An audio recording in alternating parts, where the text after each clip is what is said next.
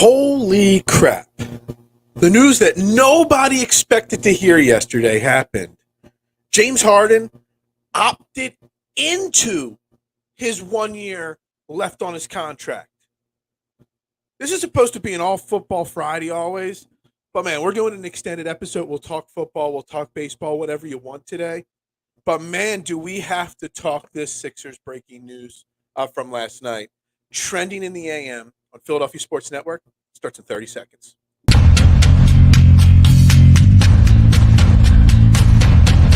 Fourth and goal.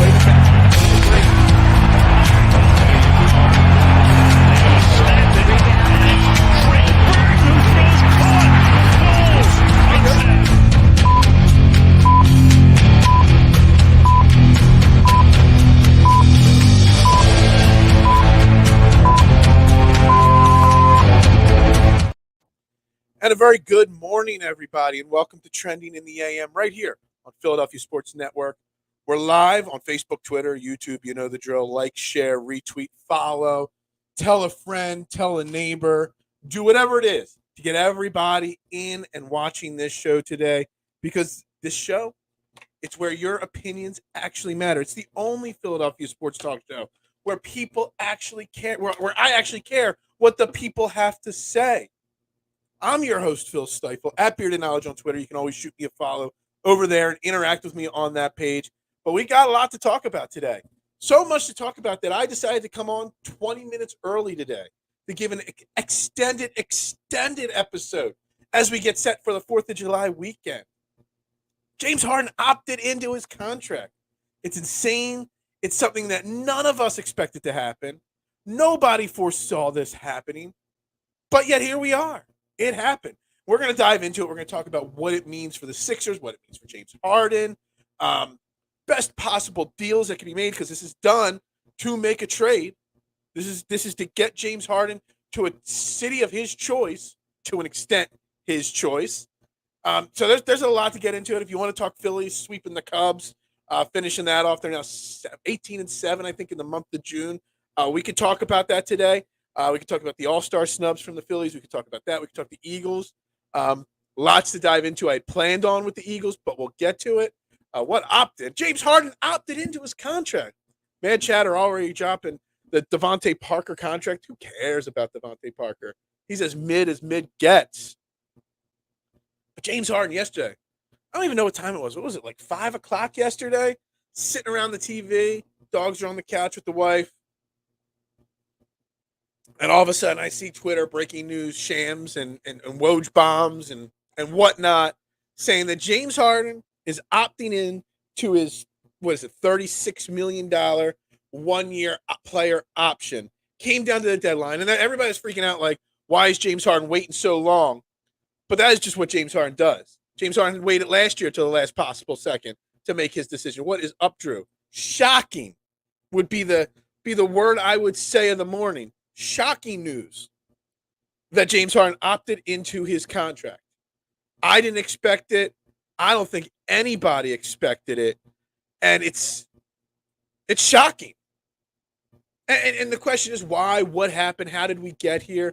Obviously, I think James Harden had the obvious goal of getting a bigger 4-year max or near max contract from the Sixers. Daryl Morey obviously put his foot down and said that wasn't going to happen. And so here we are. So James Harden says, I want to go somewhere else. And the teams he wants to go to, most likely the Clippers, maybe New York. You know, I see a lot of different rumors. He'd love to go to Phoenix, but that ship has sailed. So much that he wants. He has to opt in, kind of, sort of, because he could have opted out and done a sign and trade to get to these cities. But this is the best option for him to get to go to a city of his choosing, because the dollar amount is the least amount there. James Harden asking for a trade is great. We have enough playoff no-show on this team. Exactly. And you know what? I see a lot of people scared about Daryl Morey being in charge of this trade. But for as much as Daryl Morey is hooked onto James Harden, like for their career, they've been linked side by side in Houston and Philly, everywhere. You know, Daryl Morey goes, James Harden goes. Daryl Morey did pull off some great trades for the Sixers team. The trade he pulled off to get DeAnthony Melton here for next to nothing, huge. The trade he made to get off of the Al Horford contract was excellent. So Daryl Morey has pretty recent success in making some pretty big trades. Shout out to Daryl for not picking his son over the Sixers. Maybe Daryl Morey actually realizes his legacy is on the line. And I'm curious, Marshawn, and we can start right here with this. How much of it was Daryl putting his foot down, and how much of it was James Harden wanting out of here, wanting out of Philadelphia? Did James Harden, I put this tweet out yesterday, and a lot of mixed results on the comments on it on Twitter. Did James Harden want out? Did James Harden want out because he didn't believe in Nick Nurse's philosophy? Did James Harden want out because he didn't want to play with Joel Embiid? Did James Harden want out because he doesn't think that James Harden, Tyrese Maxey, Joel Embiid, Nick Nurse can win a championship? Was it Daryl Morey putting his foot down, or was it any of those James Harden scenarios? And I think there's an argument to be made for all of the above. Daryl Morey putting his foot down, James Harden wanting out for any of those scenarios. I think all of those situations came into play in this decision. I don't know what James knows. This is fair. So when you have that mindset, money is the default. Well, see, the thing is, Brandon, money is not. See, this is the thing, and I want to crush James Harden, and later I'm going to take the James Harden jersey that's hiding back there down because no longer part of the Sixers team. Don't need that jersey hanging up there. The only non-Sixer jersey hanging could be the Jimmy Butler one. I'm going to put this back up for a second because if it was all about the money, he would have opted out and either signed, because he's only guaranteed now $36 million next year and nothing beyond that. And he'll be a 35-year-old free agent entering free agency. And so if it was about the money, he would have opted out and signed a longer-term deal. Even if he signed a 2-year deal with the Sixers, a 2-year guaranteed deal, he would have gotten $75, $85, $90 million. I was willing to go 2 years, $90 million to keep James Harden. So if it's about the money, he wouldn't have done this, because this scenario that is playing out in front of us right now is the cheapest financial result for James Harden. So that is something to look into or think about right there, Brandon. We'll never know, Phil. I'd like to believe Daryl. I think it's a combination of Daryl putting his foot down, but also James Harden. I'm not sure which one of the James Harden scenarios was it. Was it he doesn't trust the Sixers? He doesn't trust Nick Nurse's philosophy? Maybe he doesn't want to play with Joel Embiid anymore. One of those scenarios, and Daryl Morey putting his foot down, the two things butted heads, and then that's why we're here at this situation.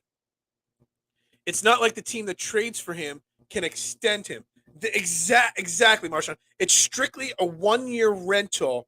I mean, maybe with a little wink, handshake, agreement that, if all goes well and we both like each other, it's like a short-term engagement. Like, yeah, we'll do our best to keep you here long-term. But this 1-year rental is almost like, and this, I just thought of this, I always do it off screen, a big middle finger to Daryl Morey. Because now, since it's just a 1-year rental, the trade value of James Harden drops. Like, I want Paul George for James Harden. He wants to go to the Clippers. The Clippers aren't going to trade us Paul George for James Harden.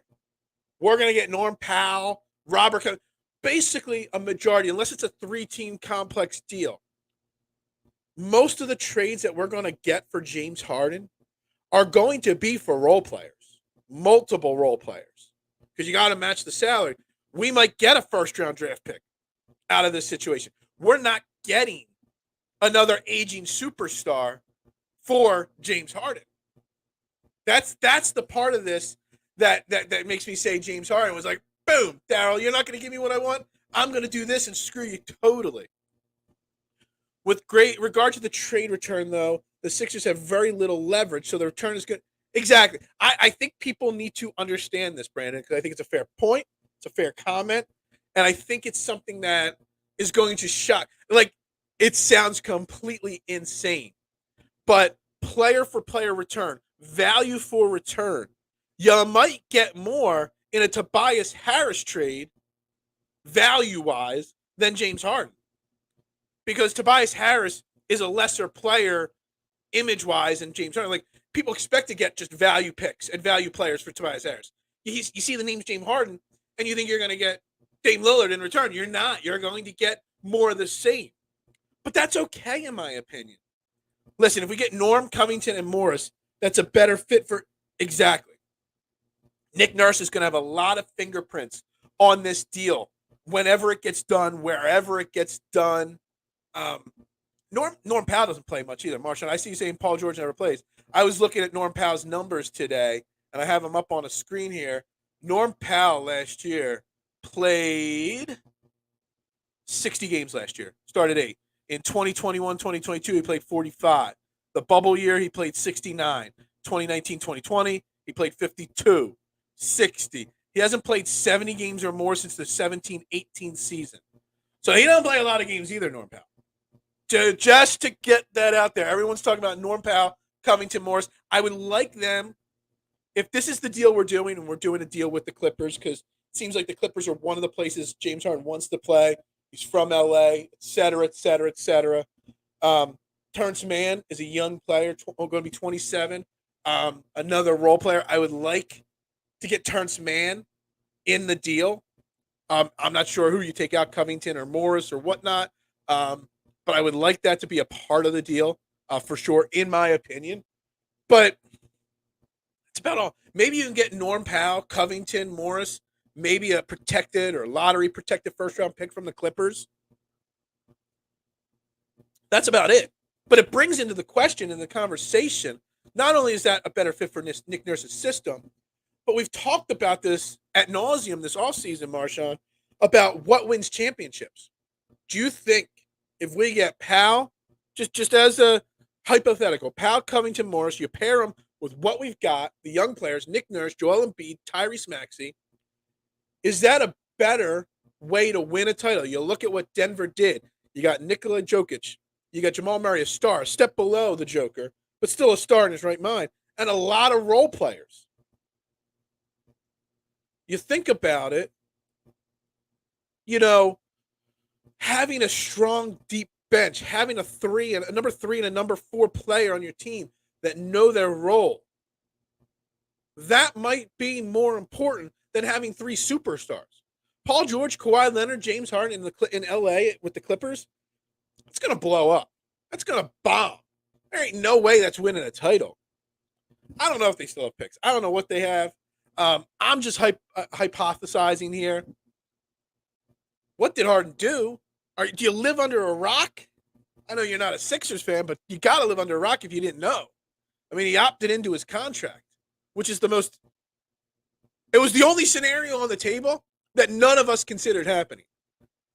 And I really do think it was sort of an FU to the Sixers. I don't like the way this is playing out, which is weird because he wanted Doc Rivers gone. Doc Rivers was good. First off, James Harden wanted Doc Rivers gone. Whether James Harden said so or not, Doc Rivers was going. Just so you know, it wasn't a mistake to fire Doc Rivers because James Harden's now leaving. Whatever. We're deeper. I'm still concerned with Tobias being a third option. Just because James Harden's going to get traded now doesn't mean Tobias doesn't get traded. It's a good thing.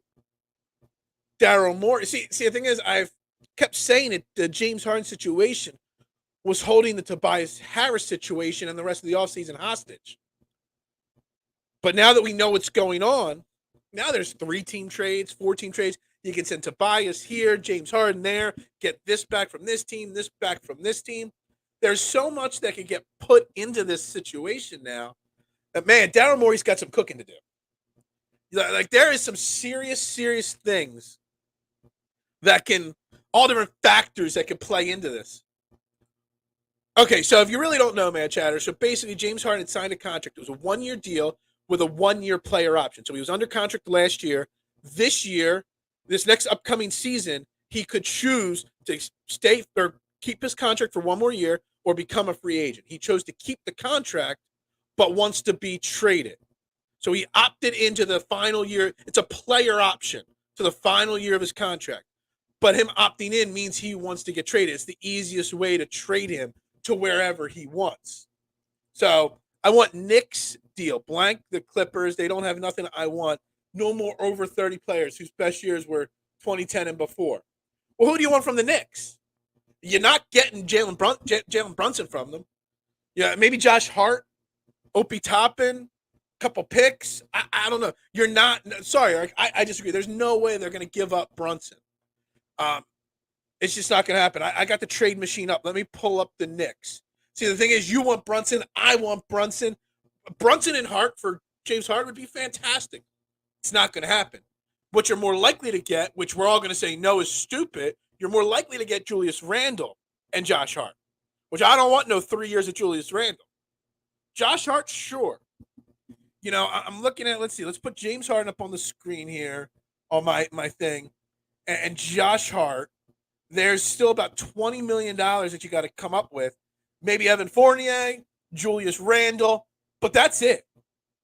Maybe you find a way to get RJ Barrett involved in there. I don't know. But you're not getting. There's no way they would give up Brunson.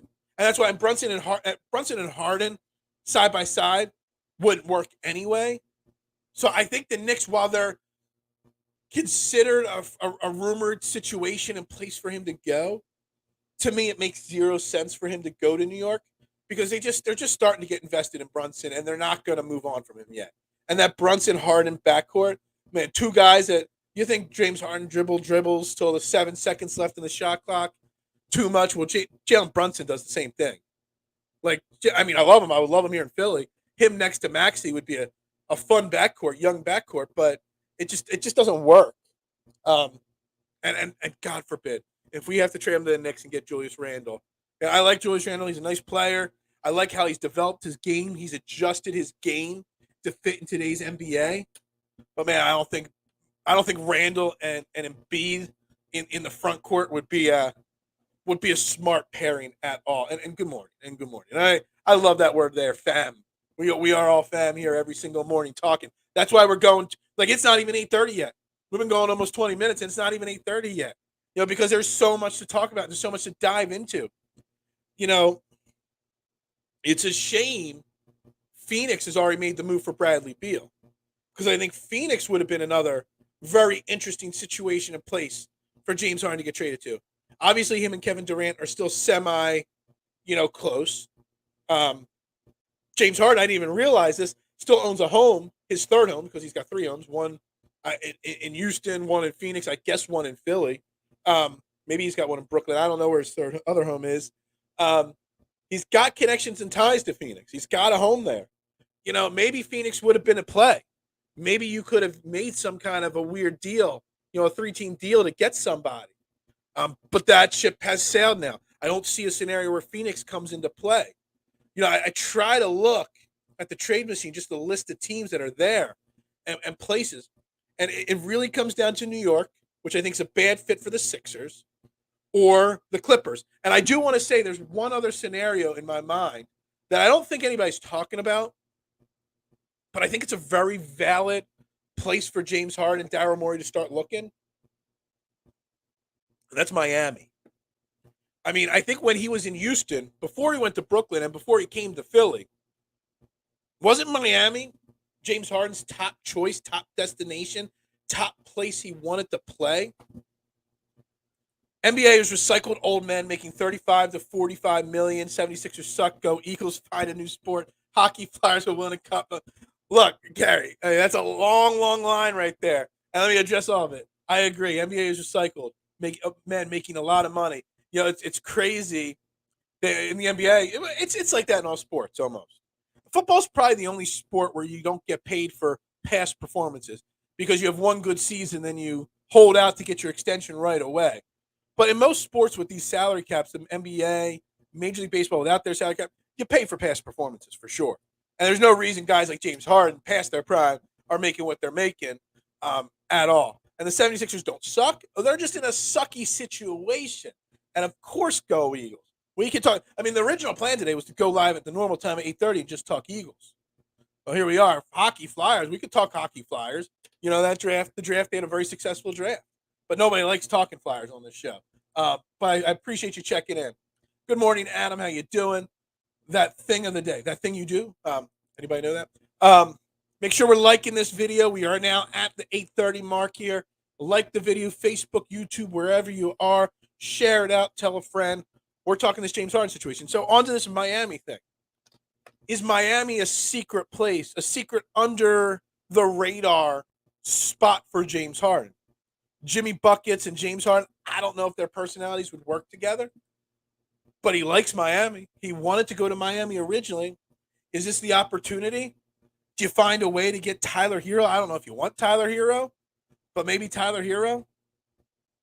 Maybe I don't know even how you would put together a James Harden deal there. James Harden and Hero, maybe. James Harden and aging, old, beat up Kyle Lowry. That doesn't do anything for me. Bam, we don't need Bam here. Could we trade Jimmy Butler for James Harden? Just trade one old, aging person for another old, aging person? That's a scenario. Navigating the cap makes NFL so much more entertaining. See, the thing is with the cap in the NFL, it's pretend, I'll say, doesn't really exist because you can always renegotiate contracts. You can kick it down the line. You can worry about dead cap down the line. In the NBA, especially with the new CBA, it's hard cap. Once you sign that contract, it's locked. It's the thing. The NBA, it's not navigating the cap in the NFL. It's the fact that contracts in the NFL aren't fully guaranteed. And you get off of these contracts easier. In the NBA, these contracts are fully guaranteed.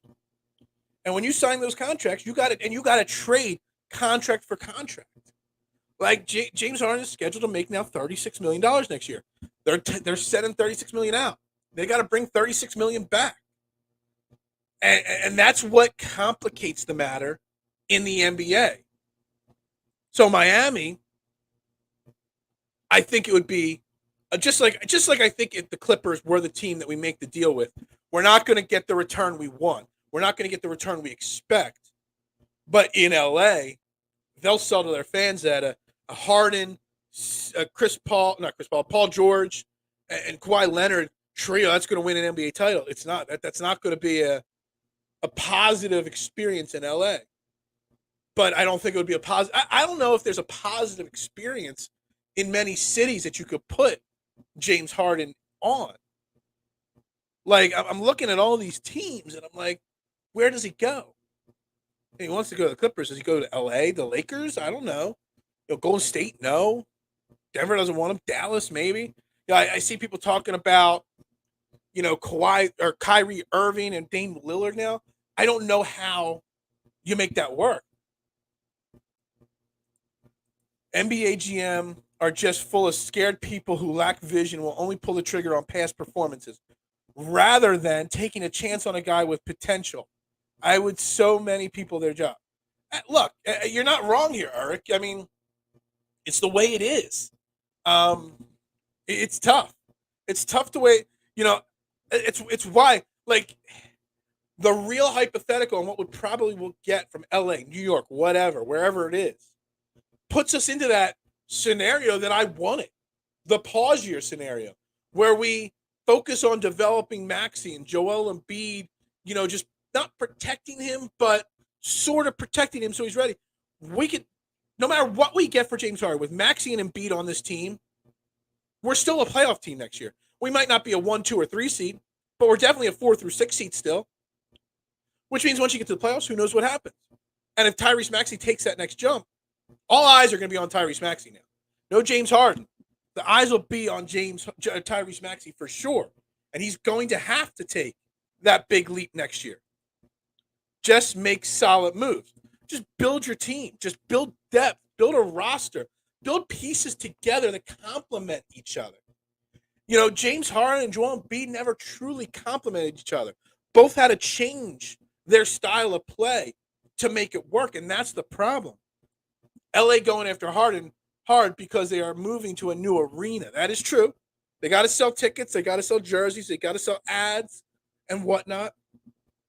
LA, I don't even know if LA is going hard after James Harden. I think James Harden is available, and James Harden wants to go to LA. So LA is going to be like, all right, if you want to come here, it's going to make us money. We'll give up next to nothing to bring him here. So I think that's part of it. Everybody's coming with facts. I think this is a situation that's come up that we've been discussing all these scenarios for so long. I mean, it feels like literally years ago that this season ended.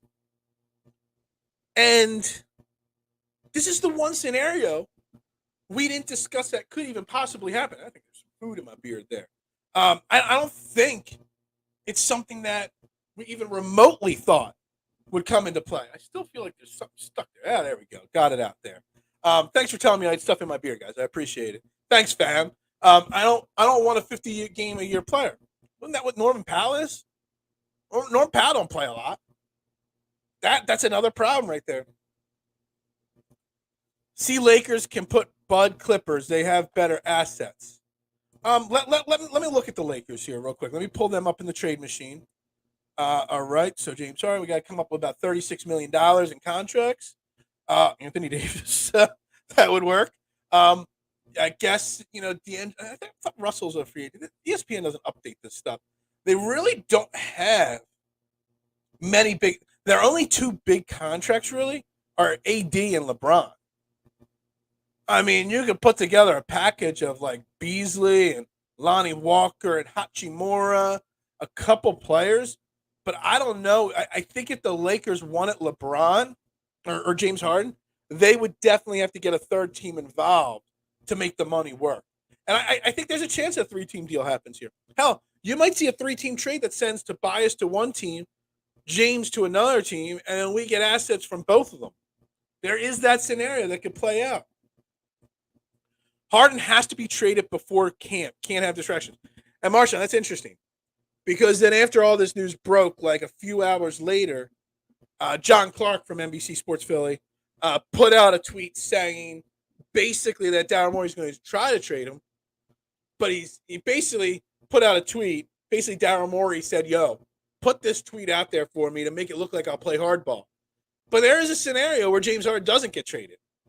We say that this is the only scenario, this James Harden opting in is something that we didn't talk about. So let's make sure we cover all topics, all scenarios. James Harden opted in. What if he doesn't get traded? What if Daryl Morey plays hardball and doesn't get what he wants? Then we got this distraction starting, at the beginning of camp. We just dealt with 2 years ago the Ben Simmons drama and holdout.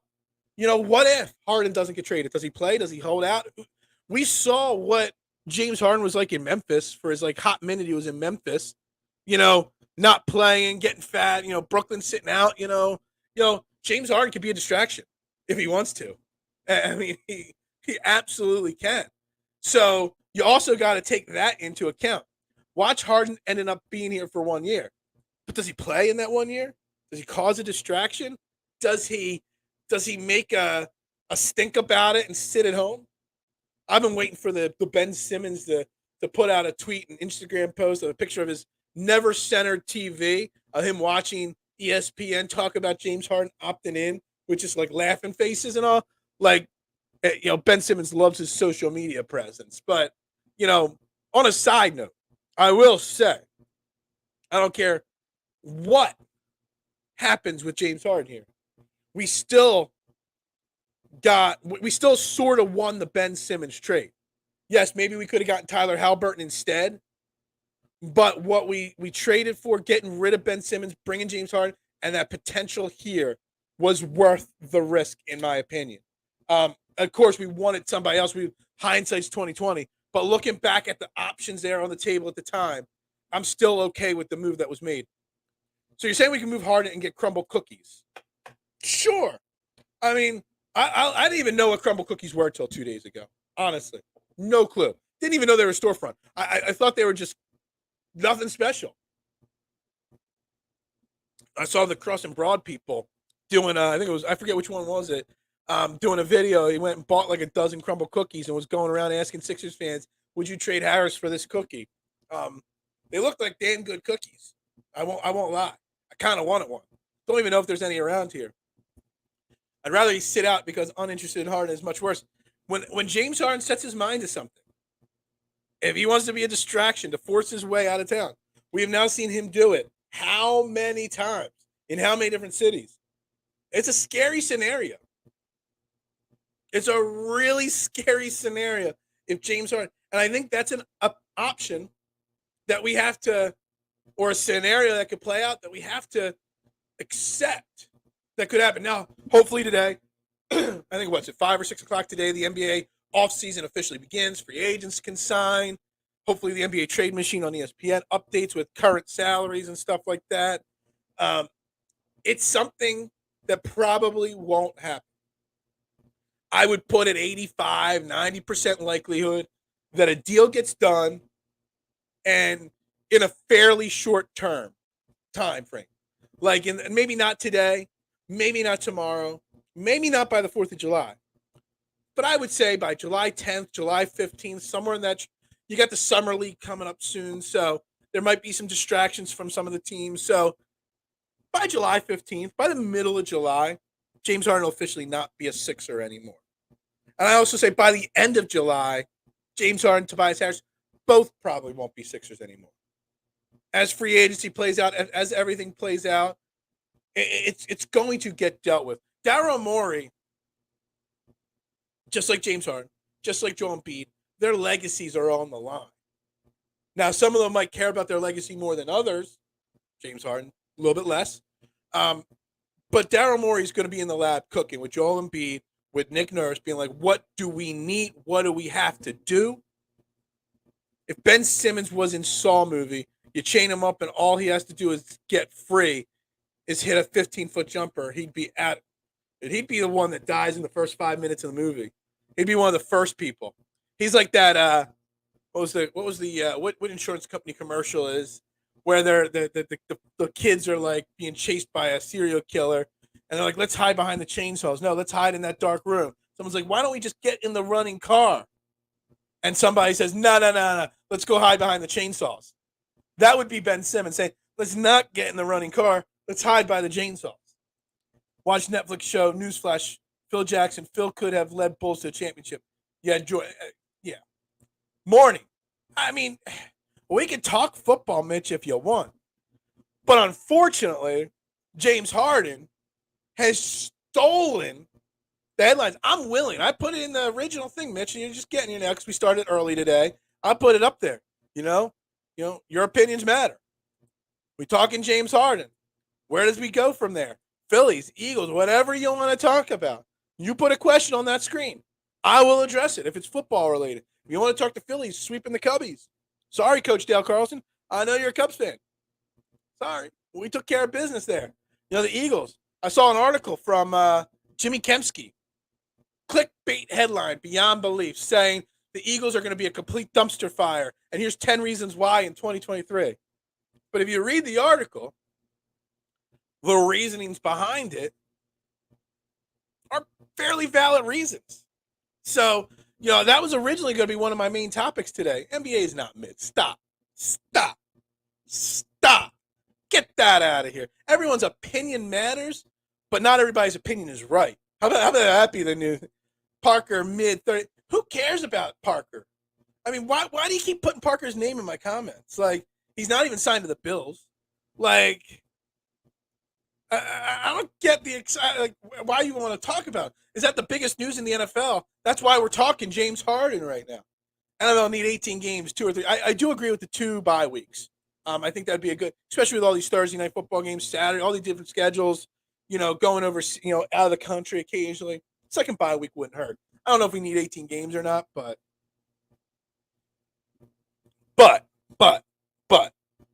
back to this James Harden situation. Because obviously it is the pressing news of the day. And honestly, I'm really curious, I say it's going to happen, and it's going to happen sooner or later. I just don't know how many of these rumors that are even floating around there are even valid. I'm a fab. I know you mean fan, but fab of everything football. There's nothing wrong with that, my man. There's nothing. But Devontae Parker is so mid, so below mid, that I don't even think it's necessary to discuss. The Patriots are so below mid that it's not necessary to discuss. Like, there's nothing positive that could come out of having a conversation about Devontae Parker signing a 3-year deal with the Patriots. Like, it don't matter. It does not move that needle at all. Either way in the NFL. It does nothing for me. I'd rather talk about that awful article from Jimmy Kemp. Well, no, great article, awful headline from Jimmy Kempski. Phil get a GQ haircut and he laying out the hammer. This is not a GQ haircut. This is me with my clippers in my bathroom yesterday. The only downside of getting a good haircut is the lighting in this office here puts a big, big bright spot right there. That right there, that's the problem with my haircut right there. Puts a big spotlight on the bald spot right there. Yeah, exactly. That's why I don't care. I don't. It does nothing for me. Nothing. I mean, I wouldn't pay James Harden $33 million if I had that option. So some other things that popped up. Obviously, Kyrie Irving's name has been brought into the equation now because of this James Harden situation. Kyrie Irving's name. I think Dame Lillard's name is back. At one point, I was ready to say Dame time. I was over it. That opportunity, that ship had sailed. But I must be spitting or something. I keep looking like there's something in my beard again. Thank you. I appreciate it. I'm glad you noticed I got the haircut. I'm glad. Makes me feel good. Dame time, I thought had passed. I thought the ship had sailed on wanting Dame Lillard here in Philly. Everybody knows my opinion on Dame. I'm a huge Dame fan. Kyrie Irving, I talked about him a few weeks ago. That kind of got blown up and blew up in my face. Everyone was so against Kyrie Irving coming to Philly. Or either of those two names. Now, Dame would be a trade, and there would have to be a 3-team trade there to make that work. But is that a scenario we want to address? Is that a scenario? Are we ready now that we're ready to move on from James Harden? Are we willing to relook at the Portland Trailblazers situation? You know, Dame Lillard's 33 years old. He's got 4 years at $40+ million left. He's past his prime. He's over the hill. He's not going to want to come to, or James Harden isn't going to want to go to Portland. So it'd be a 3-team trade. You put Dame Lillard here. You put James Harden in LA. You put Tobias Harris in Portland. Just those 3 things straight up means the Clippers need to get rid of some more salary. Let me see here. So you take out Robert Covington, put him on the Sixers. I think that's too much now for the Sixers. I don't know. There's a scenario where that works out. I just don't know how exactly. I really need ESPN to update their NBA trade machine with current salaries for next season and all that stuff. Yeah, he thinks everything's flat. Kyrie Irving's interesting to me because Marshawn said it in the comments about 1,000 times this offseason. And I'm not saying 1,000 times because it's saying it too much, because I think he's spot on, is that the Sixers need a number 2 that could be a number 1 in crunch time. Somebody that's going to take the final shot of the game. Somebody that's going to step up their game in Game 7, 2 minutes on the line, we're down 3 to win a series. Who's going to step up? Well, Kyrie Irving's that guy. Kyrie Irving is a nut job. Complete crazy. But Kyrie Irving is as clutch as they come. I mean, we saw that with the LeBron James and the Cavs when they won the championship. It wasn't LeBron winning those games. It was Kyrie. Kyrie took a back seat to LeBron a majority of the season. Then in the crunch time, Kyrie Irving did it. Now, I'm not saying I want Kyrie Irving here. I'm not sure how we even get Kyrie Irving here. I'm not sure. I'm not sure how it works out. Because if Kyrie Irving's a free agent, he's unrestricted. So you got to do a sign and trade to make the Kyrie Irving situation work. And Kyrie Irving's 32. Well, he is 31. He'll be 32 next season. He does not play a lot of games all the time. Like, there's a lot of flaws to bring Kyrie Irving here. That is without a shadow of a doubt. Gotta mute that. I just brought up ESPN's website and didn't mute it out. I mean, last year, he played, 60 games last year? The year before that, he played 29. The year before that, he played 54. The year before that, 20, 67, 60. He hasn't played over 70 games since 2016-17. last year in Cleveland. But the guy still plays, still shoots a three at a high clip, still can score. He could be a ball handler. I don't know. I don't know what people think about it. I'm not sure how I feel. Who is most Jordan-like? Give me the ball with 3 seconds guy currently. Well, I mean, out of the guys that are available that you could hypothetically find a scenario to bring here, that would be Kyrie Irving. Dame Lillard to an extent. Dame Lillard just hasn't had the overall success. Kyrie has won a title. Did Dame ever even make it out of the second round of the playoffs? I think he made it out of the second round. I think he made one conference finals. But, that's it. I mean, I don't know a scenario of too many guys that have that killer instinct that are available. But you need it. You need to find some killer instinct to go with Joel Embiid. Joel Embiid, to me, is still like, people are ready to write off. I hear people, and I see on Twitter, people are ready to write off the Joel Embiid era. The process is over. This, that, the third. Like, Joel Embiid's 29, going to be 30. He is the reigning MVP. He is actually getting better still every year. If you look at his last 3 years, every year he has improved. Some would say there's still more improvement to be made with Joel Embiid. So we don't have to write Joel Embiid off. We always talk about his championship window shrinking. Well, like, what is shrinking? What does his championship window shrinking even mean to an extent?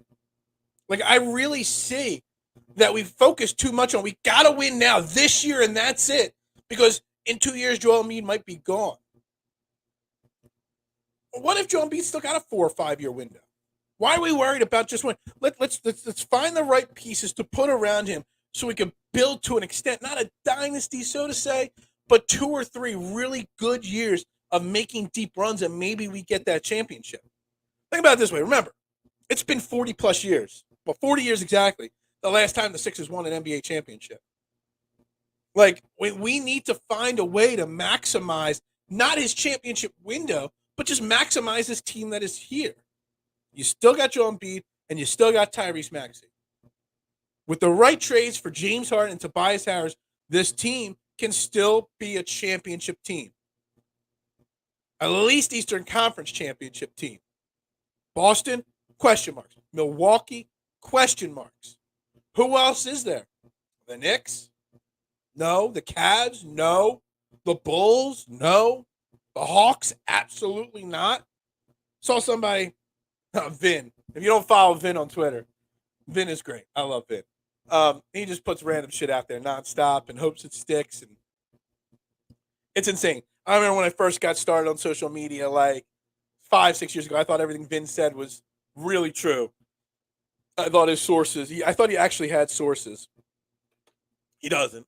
I'm learning it's a parody and it's a joke, but he put out there that Trae Young is floating around as a rumor to go get a trade for James Harden.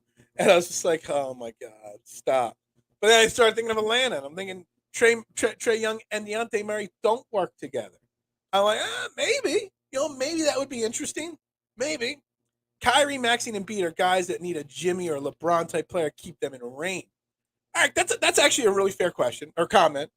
I think that is extremely fair. Who's going to be the glue that holds them together? Because I think that's probably why Harden, Maxey, and Embiid didn't get past Boston. When Game 6 and Game 7 were falling apart, I mean, PJ Tucker did his part to try to fire up Joel earlier in the playoffs. But PJ Tucker isn't Jimmy or LeBron. Playoff PJ is a role player. So he can only do so much. He can only yell in Joel Embiid so many times, his ear, and it just won't work anymore. So that's an interesting point. I kind of like that. It depends on who you bring. So if you bring in Kyrie, you need somebody else. But if you don't bring in a star player for James Harden, if you bring in a Norm Powell, you bring in a Robert Covington and a Marcus Morris or Markieff, whatever Morris twin is there in LA. I can't even remember at this point. You still don't have that LeBron or Jimmy to reel them in. So is that the issue? Is the issue with the Sixers team that there is no true leader? Hey, Call Miami. If Daryl Morey doesn't call Miami and be like, let's fix the sins of the past, Miami, give us Jimmy. We'll give you James Harden. I mean, who says no? I mean, Miami probably says no, for sure. The Sixers might even say no. But what fan would say no to that? Because I don't think there's too many fans that would say no to a Jimmy Butler reunion. If all it is, it's just washing out James Harden with Jimmy Butler. I mean, that would be the guy. Call LA. Try to get LeBron here. I don't know. Whatever happens there. Excuse me.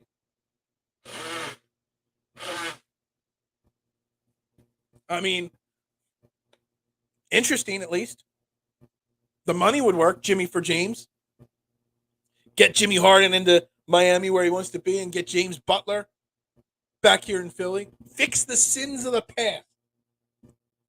I don't know. I think you're bringing up an excellent point. I think your point's valid. I'm just looking at all these scenarios. I could see Spoelstra whooping James' ass. Yeah, James Harden and his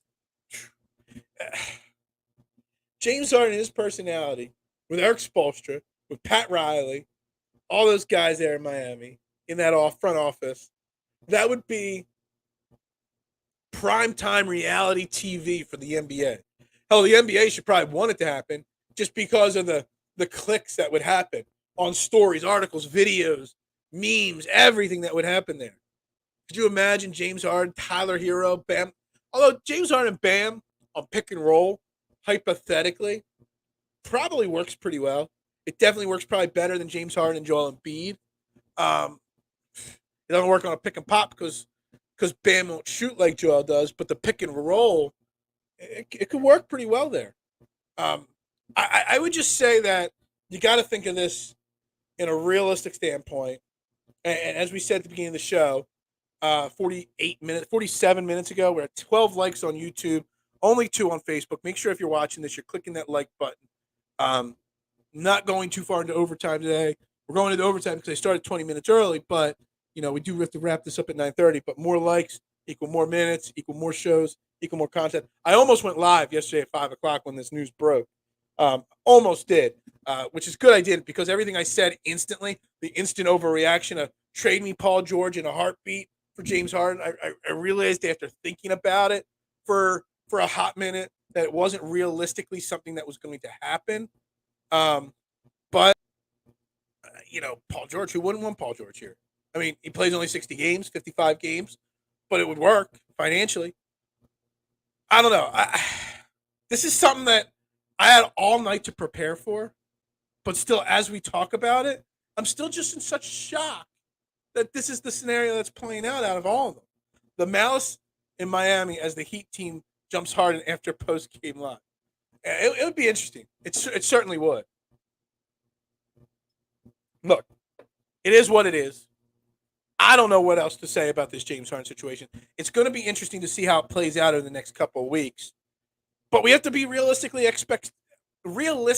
in what our expectations on this return is going to be. It's not going to be the stars. It's not going to be Dame. It's not going to be Paul George or Kawhi Leonard. It's going to be overpaid role players. And I say overpaid because you got to match those salaries. So those overpaid role players are what you're going to get. Just trying to look at a couple other scenarios here. I mean, maybe he does go back to Houston. I don't know. I doubt it, though. Other teams. Portland, no. Phoenix, Phoenix, I mean, the only way Phoenix works is if you're taking on DeAndre Ayton, which no reason for him to want to come to Philly or Philly to want him. Golden State, are they going to try to move off from Klay Thompson? They got CP3 there now. Is there a scenario where they try to split up the Splash Brothers or maybe they try to get rid of Andrew Wiggins? Doubt it. Denver doesn't want him. Dallas doesn't want him. Miami, we already talked about Miami. Milwaukee, no. And I just hope it's really not New York. Can I just say that one final time? That I hope New York and Julius Randle is not the deal that Daryl Morey makes. Instant overreactions are best content. It is true. And I really did think about going live right at 5 o'clock yesterday for an instant overreaction to this. And it's crazy because I'm still kind of sort of in overreaction mode right now because I still don't know what to think. I still don't know how it's going to play out. I still don't know what the end game is on this. And then of course, then you have the John Clark tweet of maybe he stays. This does not eliminate him coming back on a 1-year deal. The only problem is if he comes back on that 1-year deal and it doesn't work out and he sits out, then we're dealing with this all year, or we're dealing with it at the trade deadline or whatnot. Instead of overpaying for the washed up has-been, can we just call Ice Cube and see if we can get some big three guys? Yeah, that would be. Yeah, I can't. Can I just say on a side note? I mean, I don't watch the big three all the time. I've watched it from time to time if nothing else is on TV. I did not believe that. I didn't realize the big three was going to still be going on all this time later. I mean, it's been a few years now that the big three's been around. I'm really surprised it's still a thing. I really am. It's cool. I enjoy 3-on-3 basketball watching it. It's something that I thought, Eric, that was. Did I join PSM before the All-Star break? No, I didn't. So I've talked a lot about the NBA All-Star break and NBA All-Star festivities. And my original idea was that instead of the dunk contest, they should do a one-on-one street ball tournament. But I've also said, well, why not do a 3-on-3 street ball style tournament All-Star weekend? Hell, just take away the All-Star game and all the festivities and just have a 3-day weekend where it's 3-on-3, where your starters, your NBA All-Star starters get to pick a team. You can do it two different ways, from all the All-Stars, or just like they draft their teams for the All-Star game, they draft their 3-on-3 team and have a little mini tournament, or you do something where you have to pick a WNBA player to play with an NBA player, and you bring in a retired NBA former star, and you have that kind of a team, and you go street ball style. Man, I would be all for that. Or you do a 3-on-3 NBA All-Star tournament, and then you do a legend tournament, and then you do a WNBA tournament too, and that's your whole All-Star weekend. That's better than this stupid, in-season tournament that they're putting together. That's now part of this new CBA that was just ratified. They're going to have an in-season tournament. Like, why? What's the need for an in-season tournament? And it's supposedly going to count towards the 82 games. Well, when you get knocked out of the tournament, hell, you're just going to keep playing games? Are you going to hang a banner from the rafters? In-season tournament champion? Are you going to get diamond rings for winning an in-season tournament? Like, I don't get it. And the stars that are making $40 million, like every player on the championship winning team is going to get a $500,000 bonus. $500,000 sounds great to me and you. But somebody making $45 million, do they care about extra $500,000? Probably not.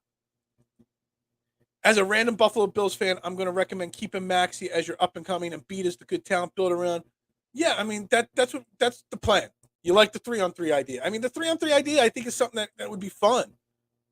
It's who's super serious and mature to hold and beat honest. I think it's a fair question. Sounds like a great. I love the 3-on-3 idea. 3-on-3 would be fun. And you can go street ball style. Hell, you could do it outside if you host in the tournament or the All-Star game in a warmer city. I think it would be fun. I don't need this in-season tournament that they're doing. It's so stupid. It really is. They're trying to make the regular season more meaningful. I know you're not going to do it, but just eliminate 5 or 10 games. That's it. Like an in-season tournament, like really means nothing to me. It really doesn't. It doesn't. And the NBA All-Star Game weekend festivities. Like, who watches the NBA All-Star Game anymore? That's why the NFL has done away with the Pro Bowl, because nobody watches it anymore. And the skills competitions, I mean, the 3-point contest is still cool, but they've added so many different extra shots to it that it's like, it's ridiculous. The dunk contest, it's not just even the stars not participating in the dunk contest. It's the fact that I really don't think there's a dunk that could be done that we haven't seen before in some form. I think it's just run its course. So a 3-on-3 street ball tournament, you have your 5 high. I'm trying to think how many teams would you want in a 3-on-3 tournament? There's about 30 people that make All-Star Game weekend, as the All-Star teams, about 15 and 15. So You go your top 10 vote getters, then get to pick from the next 20 guys, and you do a round robin top 10, street ball tournament, and you just go from there. Who wouldn't want to see that? I mean, I think it would be fantastic. Hell, let Joel and Joker go head to head in the championship of a 3-ball tournament, man. Whew. You get something like Tatum versus Brown at some point in this tournament because they'll be on opposite teams. You get LeBron versus Kyrie. You get all these different fun scenarios that come out of this. James Harden trying to do a step back on Joel Embiid now, like after this whole scenario unfolded. Who wouldn't want it?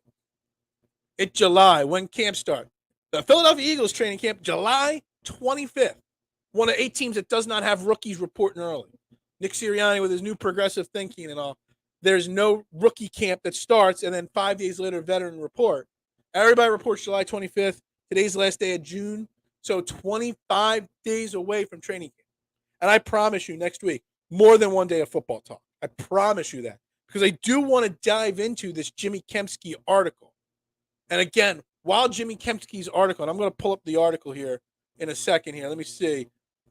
Here it is. So the headline for Jimmy Kempski's article, the title, 10 Reasons the Eagles Will Be a Dumpster Fire This Season.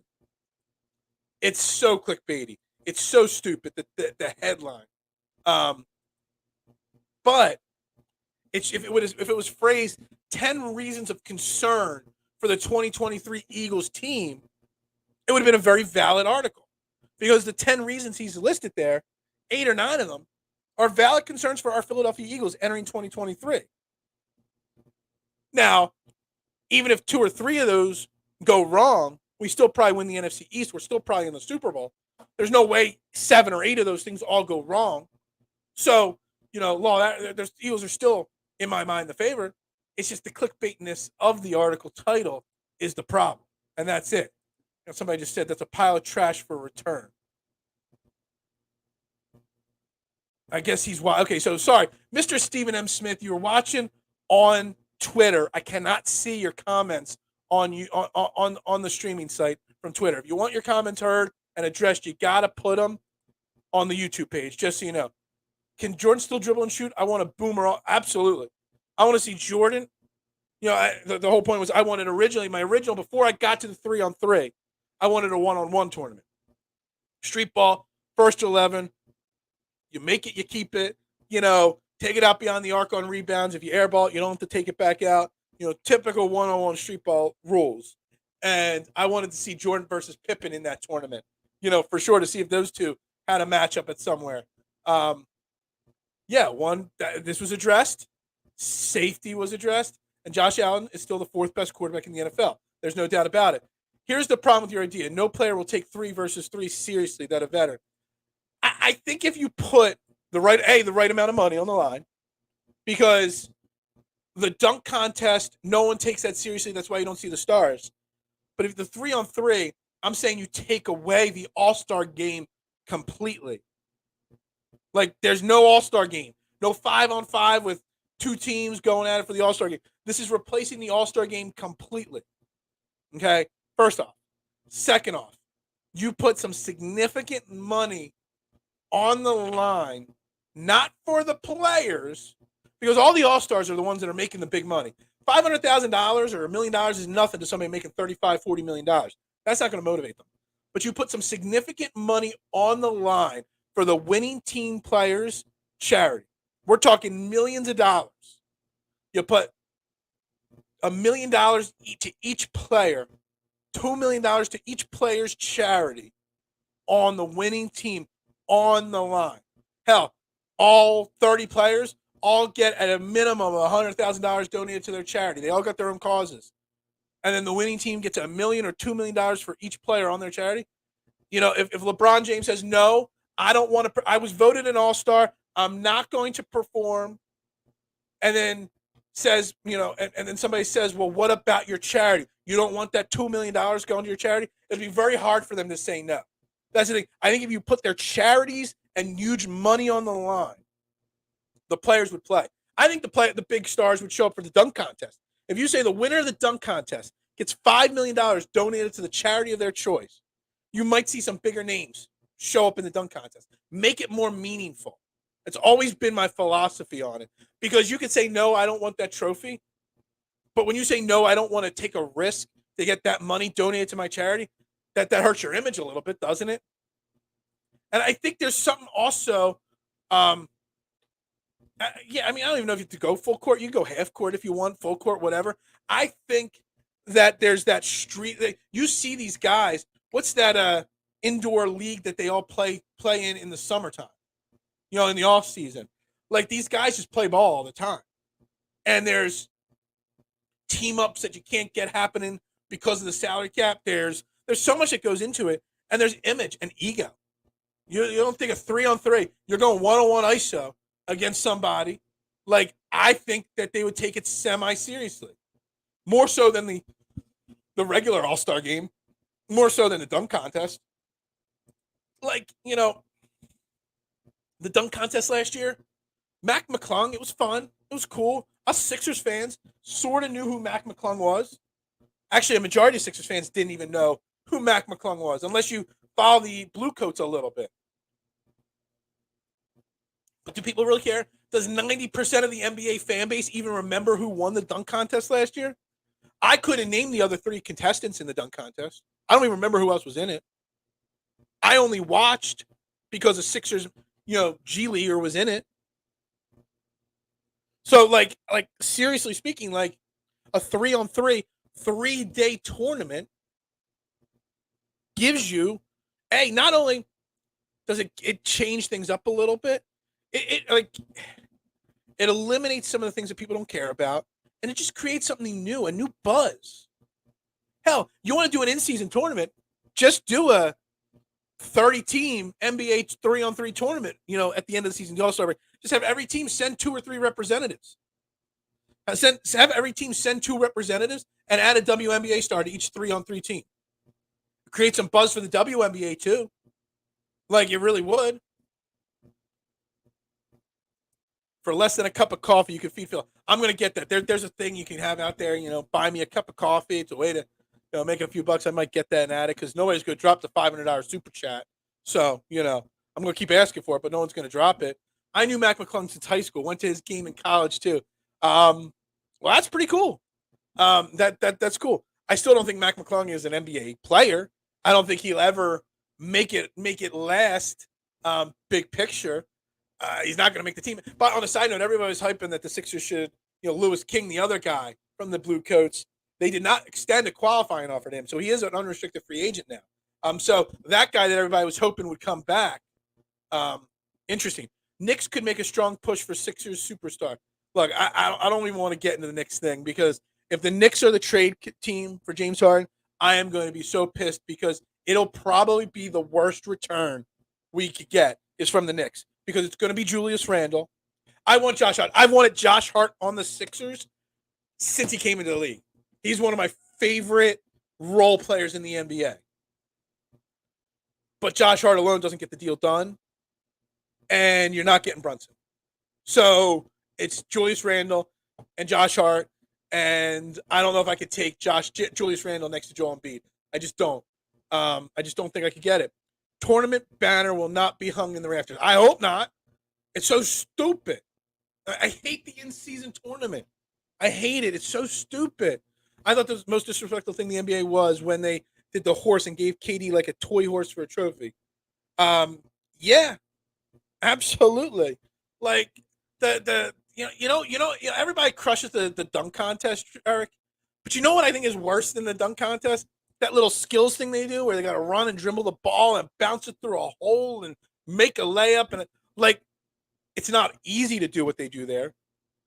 But it's so dumb. It looks like something that's set up in a gym class for 8th graders at Holy Cross in Springfield, PA. That's my parish thing growing up. I shout out the Crusaders, it's so dumb. Like, if Kyle's watching, it looks like something that, Mr. Townsley would set up at the Devon Prep freshman, gym class. One nut. Hope Kyle was watching for that shout out right there. TBH, I wasn't sure he was going to make it in the NBA. glad for the kid. Yeah, I'm glad. It's a great story. It's fun. I just don't think he's big enough, strong enough, fast enough. Like, I just think there's too much going against him. It'll be fun. I'll watch him in the G League or in the summer league for sure. And I'm sure he'll put up some numbers in the summer league. Doesn't NFL Pro Bowl like flag football now? Yeah, the flag football thing, is that even what they did this year? I don't know. I do know, the one thing with football that I always loved, and I still do, and me and my brother, when we were kids, we had one set up in our backyard, is the quarterback skills competition, throwing at targets, who could throw the ball the furthest, moving targets and whatnot. I always loved the quarterback skills competition. Problem was that this year, like, the best quarterback was Jameis Winston. Like, none of the top quarterbacks participated. Back in the day, Brett Favre was in it. Joe Montana participated, Steve Young. The stars used to show up for it. Now the stars don't show up for it, and that's why it gets kind of meaningless. Players don't like doing one-on-one because branding is everything now. Yeah, but 3-on-3 is different. That's why I'm all for this 3-on-3. I'm glad you guys like my 3. Like, I don't know, we kind of got sidetracked from James Harden a little bit. We're up to 13 likes on YouTube, still only 2 on Facebook. Make sure you hit that like button, guys. Pound that like. Like equals views. Like equals money, maybe down the line. Please hang that banner to see. Dude, I will literally drop my first ever F-bomb on this show if they hang a banner for an in-season tournament. If they get diamond rings for in-season tournament, I will blow my mind in this show. It's crazy. And 76ers won't win the in-season tournament either. That's right. I still got hold on. Because I found a follower online, one of my classmates, found me on Twitter. I got my 8th grade Holy Cross 93 yearbook right there. It's always there. I just brought it out for somebody else recently, so I had to show that's there. There are wrong one there. There are clips of NBA players playing one-on-one all the time over the summer. Exactly. And they play in all these pickup games in gyms in the summer. Maybe an exclusive shoe for the winner of 3 versus 3. Well, all the guys that are going to play in this 3-on-3 that I'm suggesting already have their own shoe deal. So do they need another one? I don't know. I really like the idea of putting money for charity on the line, because it would hurt their brand if they said no to playing because you don't care about this money. This is big money we're talking about that you could win for your charity. I think the money for charity would help. Kurt Warner, Favre, and your quarterback could quarterback these teams. Yeah, somebody. Put a dot in between that 500, 5 and that 0 there. I'll take $5. Randall and Josh Hart don't do it for you, Phil. Especially, I just don't like Julius Randle. I don't think he's a fit. I don't know if you're being sarcastic or not with the LOL in there, Marshawn.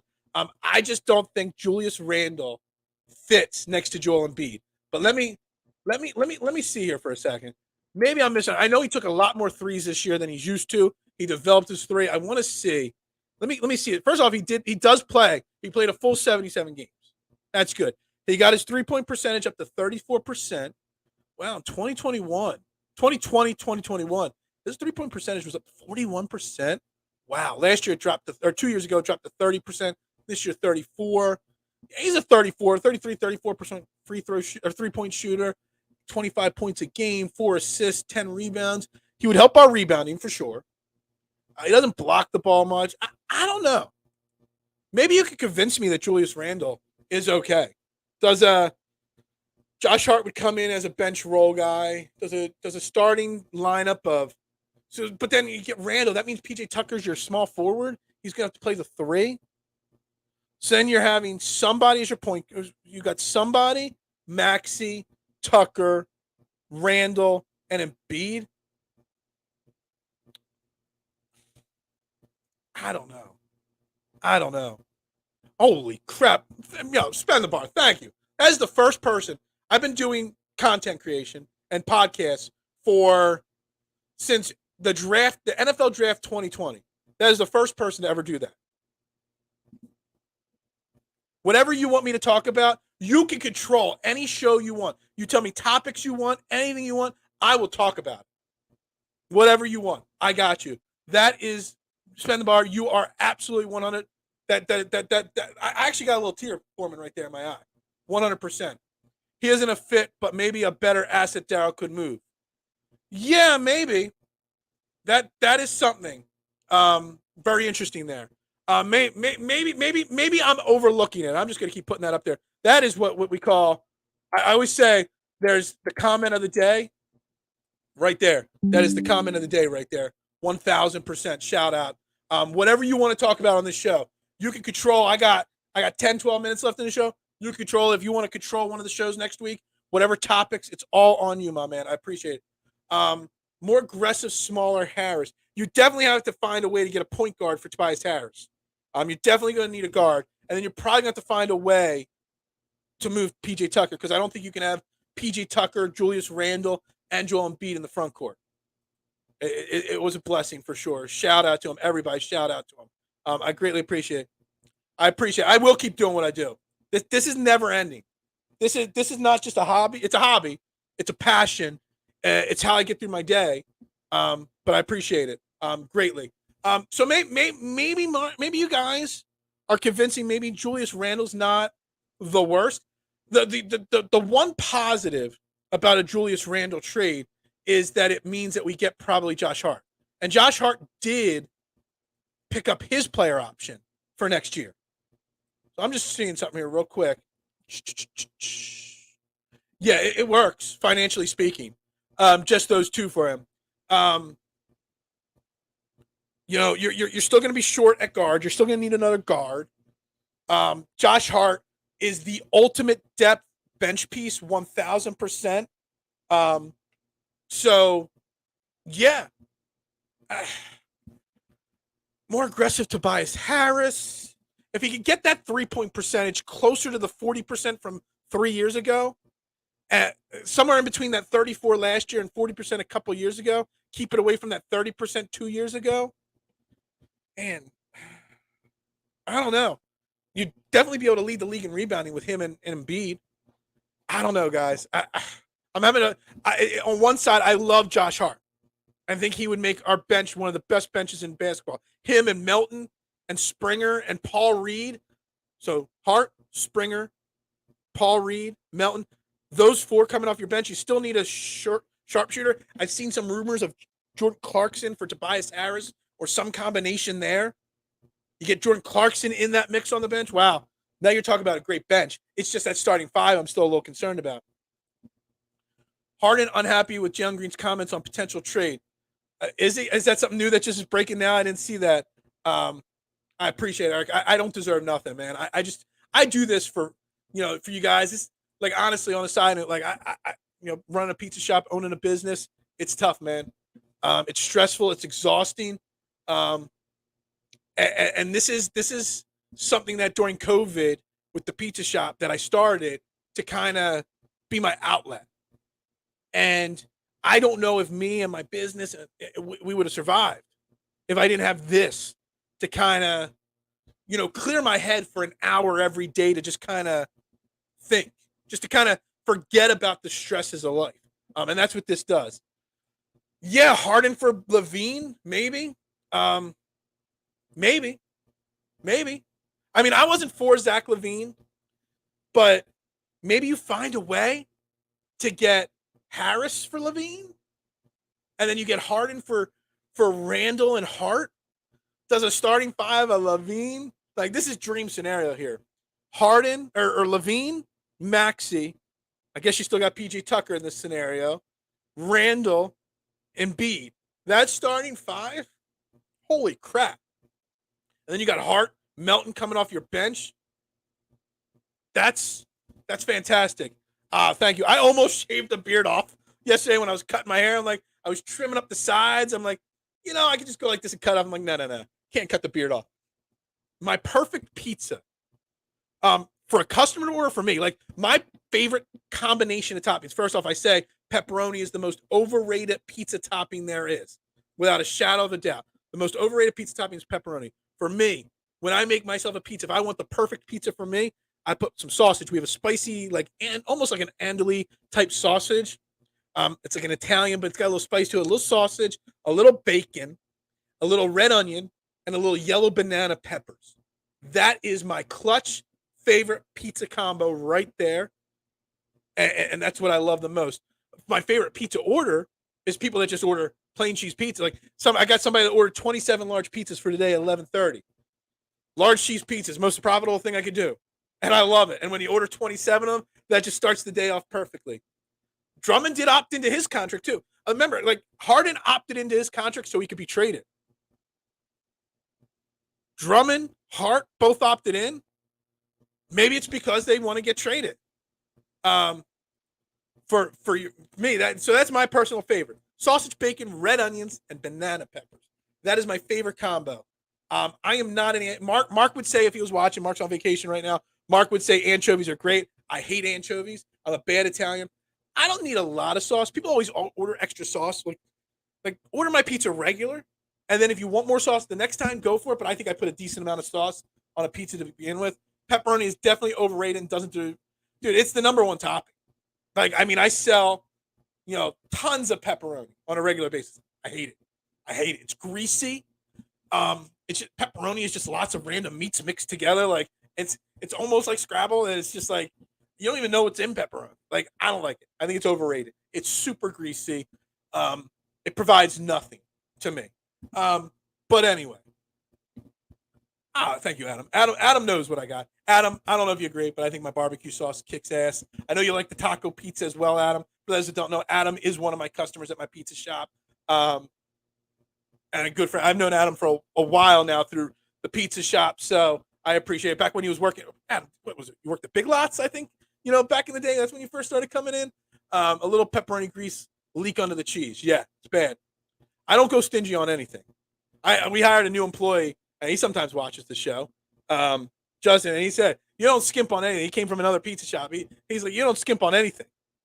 Sausage over pepperoni all day, especially spicy. It's not super spicy. Just a little bit of spice to it. I love it. I love it. I'm a big sausage fan in general. I love like Italian. Like when I go to a Phillies game, the first thing I do, I go to the Hatfield stand and get a sausage and pepper sandwich. Like you just can't beat it. I don't make homemade blue cheese. I won't lie. I get a chunky Ken's blue cheese. I just don't have time to make it. Big Lots is still there.